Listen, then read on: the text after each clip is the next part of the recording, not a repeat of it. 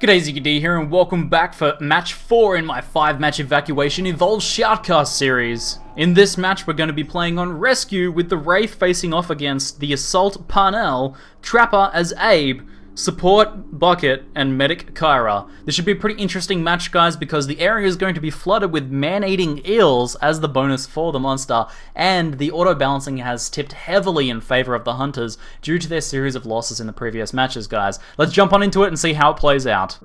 This is Commander Park. Cabot, I hope you're getting this. My men are trapped inside their barracks. The battle spread out into the wilderness. We've got wounded. We need backup.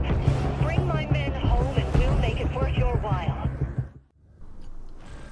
Alrighty guys, let's get back into this. So in this match, the Wraith has taken 2 points into abduction and 1 point into decoy, and he took feed speed. Speed is going to be crucially important in this. He has very, very limited time in which to feed up in this rescue mode. You guys did see in one of the previous matches we played rescue mode, and the Wraith had very limited time to really kind of get that armor up and to get that stage 1 evolution into stage 2. Very difficult to pull off. So the abduction play and decoy play in this is interesting. I feel like not going supernova might be a bit of a mistake. I feel like that's going to be a bit difficult because that damage from supernova makes a big difference in trying to down those initial survivors. It's possible the Wraith is going for a stronger late game strategy, but we'll just have to see how this ends up playing out. Get a few feeds just here and did get poison as the buff. It's going to be pretty helpful because you can poison both the hunters and the survivors as well, dealing damage over time to them, which can be pretty nice with the Wraith's hit and run playstyle. So we'll see how this plays out. You can see all of the flooded areas just there. They do contain man-eating eels, which is going to make just life in general for the hunters a hell of a lot harder, because that's also going to damage any of the survivors that happen to wander into those man-eating eels just there, which you can see swimming around like crazy in the water just there. So the first 2 survivors have come down. We have 40 seconds until evacuation. Wraith is going to grab a little bit more armor here. Ability cooldowns 50% faster. That could be very strong just here actually, because it's going to allow him to get more abductions, get more decoys, and with the short cooldown on decoy already, he's going to be able to get more of those off. Now one of the hunters, Abe, has the ability to put down 5 sentry turrets, and this is going to be very powerful in this matchup, I think, and this is going to be very important, because Abe can drop those turrets and really cordon off an area, really protect those survivors, and really secure that evacuation point most importantly. It looks like we can see on the distance there that one of the hunters, or the survivor, it looks like the survivor actually is down, possibly wandering into those man-eating eels, definitely causing life to be much more difficult for the hunters. Staging up just here into the second evolution, 1 more point into abduction and decoy, going with that same strategy. I'm going to be very interested to see exactly what the Wraith is planning to do with this sort of kit, with this sort of allocation of skill points, really focusing on the damage of the abduction and the decoy. So it'll be very interesting to see how this plays out. With the evacuees already being slightly down, no, they're starting to evacuate now. There goes one. So it looks like the Wraith is just going to back off and do some more feeding just here. Choosing to evolve into second stage just there means he missed the opportunity on the first survivors. Not a big deal, I don't think, if he really takes advantage of the situation to feed up a bit more and either engage as a well-armored stage 2 or engage as a stage 3 monster, hopefully. We'll see what he can do. The next survivors have spawned, and you can see the location 150 yards or meters away over there. Oh, 2 for 1 just there with the one swing. Unfortunately getting stuck on the rock, wasting way too much time. The Wraith has to be super fast in this. There's really no breathing room in this game mode. It's really, really fast-paced and snappy. You have to be able to think on your feet very well and react to changes and react to the positioning of the enemy hunters very, very quickly. So Wraith slithering along just here. The two survivors have been found by the hunters. There is a couple feeds just here, a little bit of quick dine and dash. He is fully armored up. I don't feel like he's going to be able to get another evolution here unless he sacrifices these evacuees though. However, we can see the assault is coming very close just there, but they are a little bit just spread up. Kyra healing the assault just there. Looks like they don't know the Wraith is here.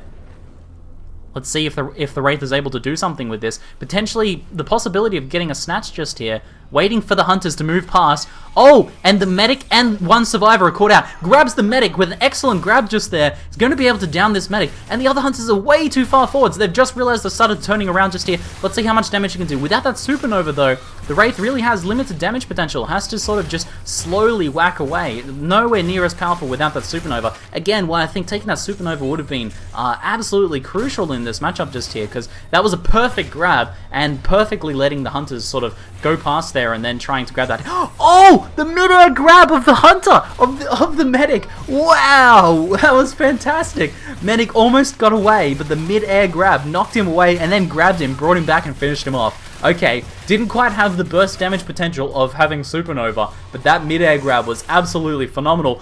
Whoa, okay, goes for the abduction there on Booker, but just misses. Abducting the Trapper just there would have been pretty nice, but didn't quite manage to. Missed, and because of the long range on that abduction, wastes a bunch of time just zooming all the way to a wall very far away just there. Looks like the Wraith has the jump on the next set of survivors. Those two survivors did get away. He did down the medic though, which is going to work very much against the hunters here. The reason being is that there's like all of those man-eating eels around, going to deal a lot of damage to the hunters, and without a medic to heal them up, they're going to have a really hard time engaging. Gets the first kill on the first survivor just there. Really good stuff. Getting into the survivors before the hunters are able to get there and res them initially means that he's going to be able to get some easy kills, and got that first easy kill. Grabbed the assault just there, but the assault has shielded up, and he does have the stasis grenade on top of him there. That's exactly where the Wraith doesn't want to engage. Goes for the dive in, tries to do a bit more damage, dealing a bit of damage on the survivor. Not quite enough to down him. He has plenty of armor though. This is a good opportunity for maybe just to get that kill and get out of there. Trapper is low. He's going to go for the Trapper here. No, prioritizing the survivor. Gets the second survivor kill. This is very bad for the hunters, getting these kills really quickly in here. And without their medic to help support them, potentially the Trapper is going to go down here as well. He has downed the Trapper, filled out his evolution bar at the same time. This is a very good position for the Wraith just here. Gets that next survivor. The survivor has been resurrected, so it is dealing a little bit of damage to the Wraith and a little bit harder to kill, but he gets him down with no support from the hunters just now, with the Trapper being down and the other two hunters scattered, nowhere to be seen. An easy kill on that assault. You can hear those turrets just there, those sentry turrets grabbing, paying attention to the Wraith, but Abe hasn't had enough time to set up. It looks like probably heading over here. We have the assault just there, half health again, no healing. Oh, misses the abduction, very close. Either grabbing that survivor or the assault there would have been pretty good. Would have been able to do a little bit more damage to the assault before he got his shield off. One whack on the assault there, forcing him to use his shield. That's a very good play. Knocking him away, forcing him to use his shield cooldown, and then switching targets and going for the survivors. Extremely well played from the Wraith just there. Excellent play. And he's got these two survivors off by himself now. No hunter support really, just taking a little bit of light fire from the hunters at the moment. He's probably going to be able to get this survivor down. And with this, he's only going to need to get one more kill to finish this out, guys. Oh, this is going to come down to the wire here. The survivor is right on the evacuation point. The Wraith is speeding along, getting on top of the hill. It's going to come down to an abduction. Oh, blocked by the tree. Extremely close. No, if he had have got that, that would have been the win right there. No hunter support whatsoever. Wow, what? On the evacuation point and misses it. Holy crap, that finish. Wow, what a fast and intense game. And that finish right down to the wire there. Man, that does not get any closer than that. Literally, if he had have got that evacuation, that would have been the win right there.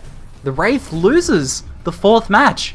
And that's going to mean that the defense in the next game is going to be a lot stronger, because they get those armored turrets in the next match, guys. In the fifth match, it's all going to come down to this. The Wraith is going to have a much tougher time after that loss there. A brutal, crucial loss for the Wraith. I can't believe that finish though. That was insane. That I would recommend you guys go back and rewatch that again, because that was epic. Alrighty guys, hopefully you enjoyed it. I'll see you guys in the next commentary. That's it for now. I'm Ziggy D, and thanks for watching.